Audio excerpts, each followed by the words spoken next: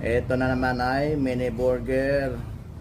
So ito ay mid to order lang po. So ayan, meron kasi nag-order sa atin ng isang catering. At ito naman ay Francis. Yan.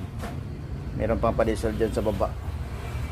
At ito ay Tide ham and cheese. This kind of sweet to bread. Yan. Meron ding hotdog roll.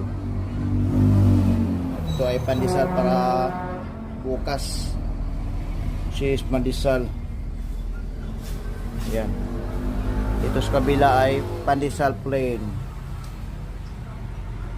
Alright. Naman ay pudding. Siyempre hindi mawawala ang pudding. Pudding, wala pa na spice. Yan po ang mga tira-tirang yung tinapay. Hindi naman siya nagbumold.